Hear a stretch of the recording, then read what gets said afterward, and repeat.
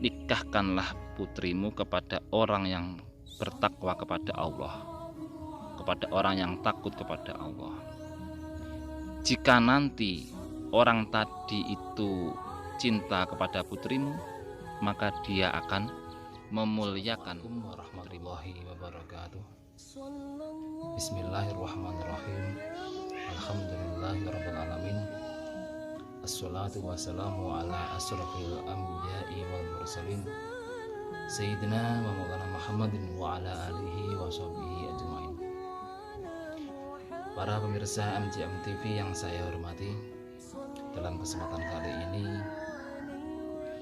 saya akan membahas sedikit bagaimana cara kita memilih calon menantu laki-laki dalam hal ini menurut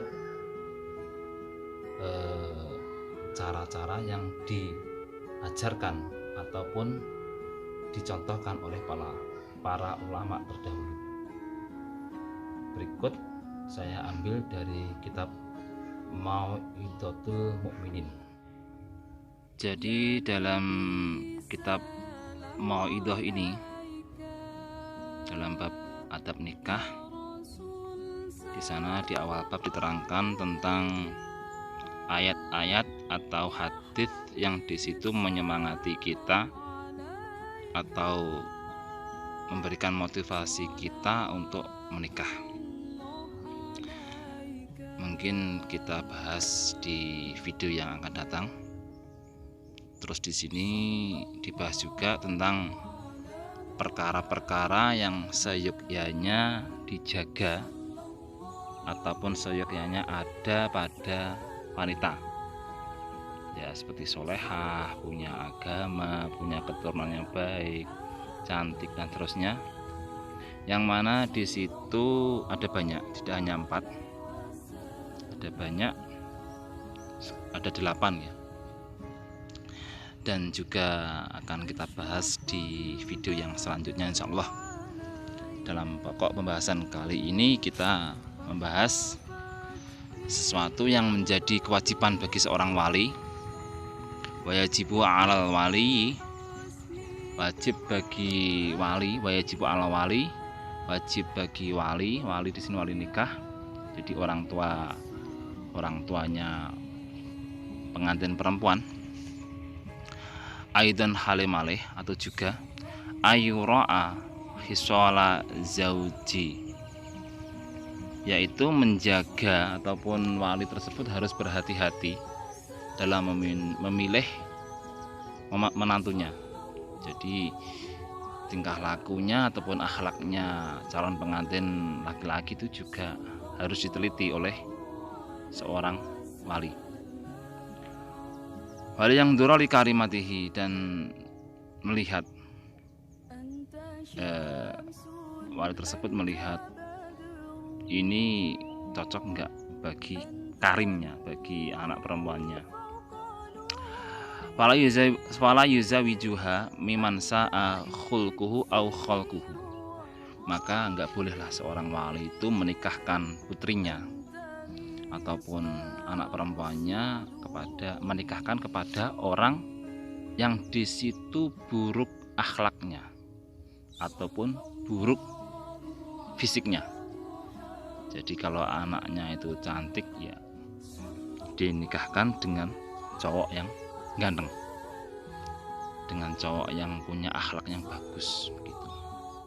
Au dha'ufa dinuhu, juga seorang wali tidak boleh menikahkan putrinya kepada laki-laki yang di situ lemah agamanya, dikarenakan nanti dia akan teledor, dia akan melakukan sesuatu yang di situ melanggar syariat, dan itu kan membahayakan kepada putrinya dan juga kepada keturunannya. Auman, ini kan atofnya kepada miman. Auman kasuro anil qiyami bihaqiha, atau orang yang di situ pepeko ataupun teledor ataupun cendek nalarnya, pendek nalar dalam melaksanakan tugasnya sebagai seorang suami, dalam memenuhi hak-haknya seorang istri. Dia itu ceroboh ataupun pepeko begitulah. Itu kalau bisa juga dihindari. Auman kana layuka fi uha fi nasabiha, atau menikahkan kepada orang yang tidak mukafaah terhadap putrinya dalam segi nasab. Ini hanya sekedar apa ya, istilahnya itu seorang wali itu jika memang memungkinkan untuk mengatur anaknya itu seyogyanya dinikahkan dengan orang yang kafaah, sehingga nantinya nggak menyesal begitu. Jadi laki-laki tersebut secara nasab juga imbang, karena kalau secara nasab kok laki-laki tersebut itu di bawahnya perempuan, itu kadangkala ataupun mungkin pernahlah itu si wanita itu kedepannya itu akan menyepelekan suaminya, karena mungkin derajatnya di bawah wanita tadi, sehingga nanti akan menimbulkan kurang ngajeni suaminya begitu. Jadi untuk mencegah hal tersebut itu sudah menjadi kewajiban seorang wali menikahkan putrinya dengan orang yang nasabnya itu setara gitu. Wa mahma zawaja ibnatahu dzaliman aw fasiqan aw mubtadi'an aw sariban khamri, jika seorang wali tersebut menikahkan putrinya pada orang yang zalim, orang yang fasik, orang yang membuat bid'ah ataupun orang yang meminum arak, faqad jana ala dinihi, maka dia sungguh telah menciderai agamanya. Dan wa ta'arad wa lisukhtillahi lama qata amin hakir rahmi wa su'ul ikhtiyari, dan juga nanti jelas akan berhadapan langsung dengan murkanya Gusti Allah, karena di situ termasuk ada hal-hal yang membuat nanti terputus silaturahmi. Qala rajulun lil Hasan, dulu ada cerita seorang laki-laki menghadap Sayyidina Hasan. Qad khataba ibnati jama'atun famimman uzawijuha, telah melamar putriku banyak orang. Jadi kalau zaman sekarang ya mungkin ada dokter, ada kiai, ada guru, ada dosen, ada polisi, ada tentara. Saking cantiknya anaknya ataupun saking bagusnya anaknya tadi, saking bagus nasabnya, cantik, dan mungkin juga hafidh dan seterusnya lah. Famiman uzawijuha, maka kepada siapa saya menikahkan putri saya? Laki-laki tadi bertanya kepada Hasan.